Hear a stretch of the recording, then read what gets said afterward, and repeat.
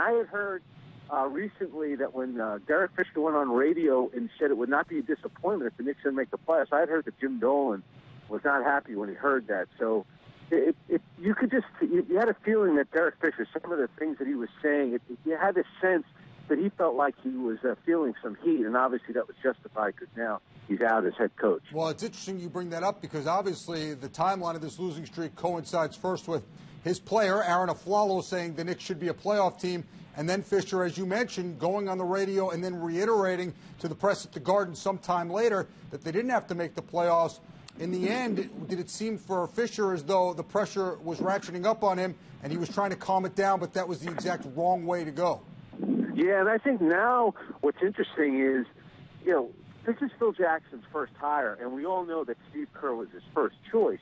The question now is, was this Phil Jackson pulling the plug on this, or how much did Jim Dolan have to do with it? Because if this is Jim Dolan behind this, well, now you could start the clock on Phil Jackson's time in New York, because that would mean that, that Jim Dolan is interfering. As of right now, it looks like this is Phil Jackson's call, but it is interesting. This is his guy. He wanted him to play that offense, and it never seemed like Derek Fisher was comfortable, with running the triangle offense. Yesterday, talking to people who had watched the game, scouts, they said there are a lot of times when the Knicks, when they're struggling, they just go into running pick and roll, which isn't the triangle. So maybe there were some issues with Derek Fisher and Phil Jackson. I think we'll probably know more in the coming hours and days. Well, you mentioned whether this is Phil Jackson or James Dolan. Does the fact that Kurt Rambis takes over on the interim basis give us any indication of whether this was Jackson or James Dolan pulling the trigger here? Well, he's the one guy with the most head coaching experience. The Knicks do have an assistant coach on that staff that is considered a young and up-and-coming coach. That would be Brian Keefe, who was in Oklahoma City with Derek Fisher and is highly regarded by a lot of people. What I find interesting about it is, there's no salary cap for head coaches. So you can go out and hire whoever you want. Right now, you do have Tom Thibodeau sitting there, unemployed. If you hired him, you're hiring a top 5 coach in the NBA. Now, I don't know if Phil Jackson's going to do that. I don't know if Derek Fisher's going to do that. But that, to me, would be the move that I'd make. Well, you mentioned that, but we know Phil wants to run his style of offense. Tom Thibodeau, being an accomplished coach, probably wants to do things his way. How much do you think the next guy will have to do things Phil's way, or do you think Jackson would sort of change his way here and go with someone who wants to do things a little differently? Well, that's a great question, and you just mentioned it. The coach that he's bringing in is Kurt Rambis, who's going to run the triangle. And here's the thing.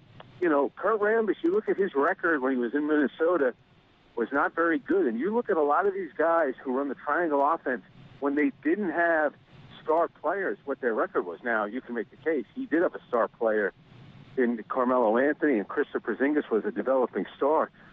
But, Kurt Rambis did not have great success in Minnesota running the triangle. So it's a very interesting day for the Knicks. And, I think at some point we'll have to hear from Bill Jackson and hear what he says about it. But I don't know how much this was his call, how much could have been Jim Dolan's call. Well, you bring up an interesting point with needing star players to run the system. That goes all the way back to when Jim Clemens, who at the time was a hot assistant with the Bulls, departed and became a head coach. I believe it was in Dallas, and it did not work out there.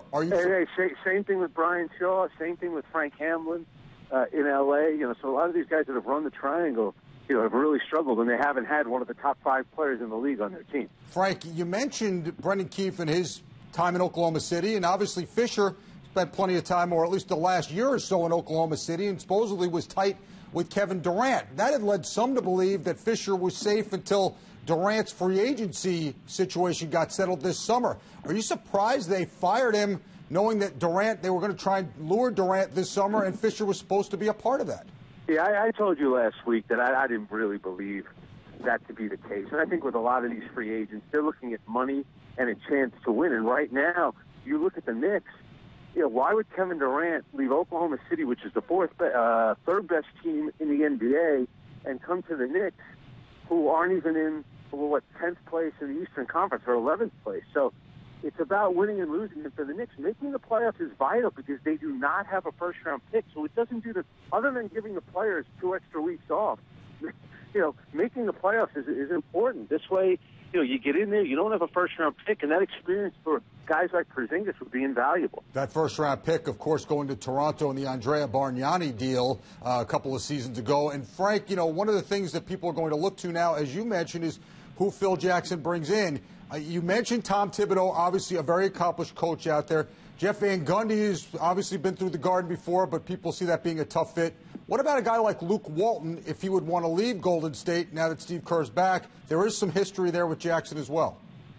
Yeah, that would be an interesting one, and obviously he does have a little bit of experience. He did coach the Warriors for about 40 games, and they did have a great record. I think he would be a possibility. Jeff Van Gundy wouldn't be a possibility because there's no way that Phil Jackson is hiring his longtime rival, Jeff. But I think the most realistic one, with the talent that they have, is going out there and hiring Tom. But do I think the Knicks will do that? I don't. But I think that's what they should, because I think with the roster that the Knicks have, and if Tom were the head coach since the start of training camp, I got to be honest with you, I think they'd have a winning record by now. Yeah, and I think many people would have agreed with you after seeing what Porzingis brought to the table early in the year. Another name that's out there now that people are talking about that has some history with Jackson is Brian Shaw, who did not, his coaching stint in Denver did not work out. Do you think he would be on the list for Phil Jackson? Well, he's maintained a close relationship with Phil. That's going to be a tough one, too, because, you're bringing guys. That Derek Fisher was always going to be a tough one because he had never coached anywhere before. He was going right from playing to being a coach. So I always thought that was a bit of a risky move. Brian Shaw has experience, but it really wasn't a good experience in Denver. So the next guy that Phil Jackson hires, it's going to be an important one for the Knicks. And I don't think you can take a risk. That's why I go back to Tom. I mean, he's the fastest coach ever to win 100 games. And you look at what's gone on with the Bulls since he's left. They're now 4 games over 500. They'd have to go 23-9 to match last year's record. So I think people are starting to realize how good of a job Tom Thibodeau did there. To me, I just think it's a no-brainer. He understands the market. He was an assistant coach in New York. He still maintains good relationships with a lot of the people in that organization. But if it's Phil Jackson's call, I don't think it would be Tom. But if Jim Dolan stepped in, maybe it wouldn't be the worst thing if he stepped in and hired Tom Thibodeau as his coach. Frank, how much did Stan Van Gundy's comments last week maybe speed this up? Obviously, a narrative had sort of been put out there, and Fisher was pumping up this narrative that, it's not a playoff or bust scenario for the Knicks and that they're a young developing team. But then Stan Van Gundy, with his Pistons playing the Knicks, points out that he thought it was laughable to view the Knicks as a young developing team. How much did that maybe resonate in the upper levels of Madison Square Garden? Yeah, I don't know about that, but I would say this. I think if you look at the history of both Van Gundy, I don't think they would be talking about the coach. I think that was more in response to kind of how the media portrays the Knicks. And I think that's true of the fans, too. Constantly talking about young, developing, be patient, be patient. It's been 16 years of being patient. I don't think he was being critical of Derek Fisher there. Hey, that might not have helped Phil Jackson, what Stan Van Gundy said, because really when you do look at it, 4 of the 5 starters are veteran players who are in kind of a win-now mode, and the Knicks are 8 games under 500. Really, it was never going to be a good year, in my opinion, for Derek Fisher. I think it really all started coming off of 17 wins, and then what happened in training camp with Matt Barnes. It really all went downhill from there. You think that Fisher's leash got much shorter with James Dolan after that whole debacle, if you will, with Matt Barnes? You think there's no question that put him on the clock? I think so. And I think, Jim Dolan has always been the kind of guy, he does not like these kind of things that happen off the court. And then, you factor into the Clay Anthony early situation where he was shot. Not that that's Derek Fisher's fault, but it's another thing that's happening off the court.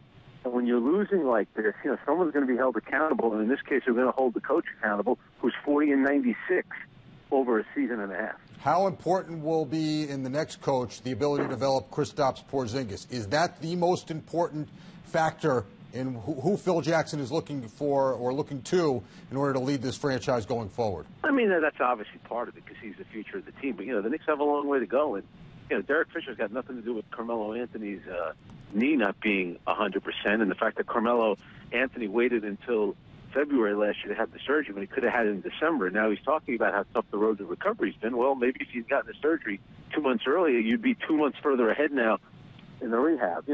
Porzingis is part of it for a coach, but there's a lot of things. You know, the Knicks defensively need to be much better, but it's still whether or not you're going to be married to this triangle offense that they so badly want to make work, but it hasn't worked in New York.